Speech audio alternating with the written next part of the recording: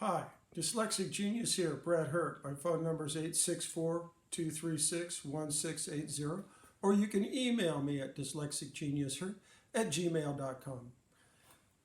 I'm going to talk about boogered up screws. You have a screw, it has a taper like this, and you have a slot on top. You have to use the right screwdriver for the slot.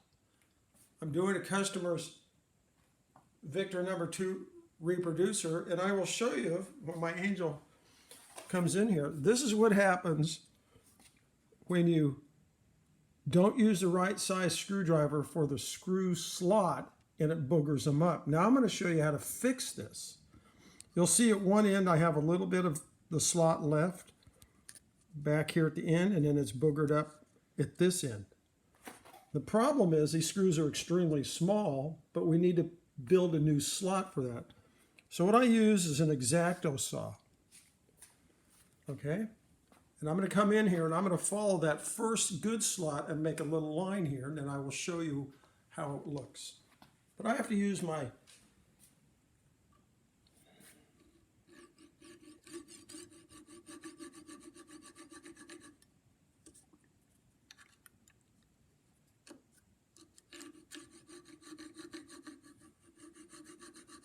You don't want to cut a lot.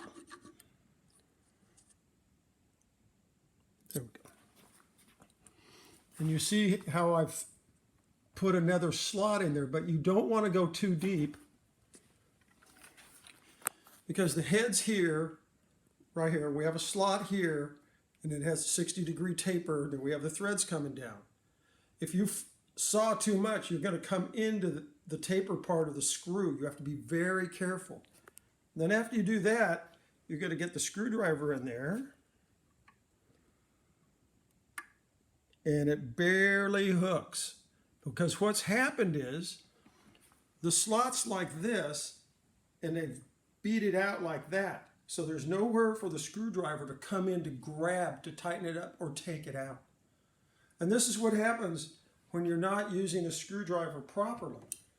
When you're on these phonographs and these little baby screws, you have to push straight in down hard so that the tip of the screwdriver bottoms out into the slot. And you have to check that before you start, because screwdriver tips come in different sizes and shapes and thinness. I use this one on reproducers. I use this one to tighten the springs on the reproducer. It's always the proper school. This is a jeweler's vise. I got this at a Harbor Freight. It helps hold these little screws while I'm working on them.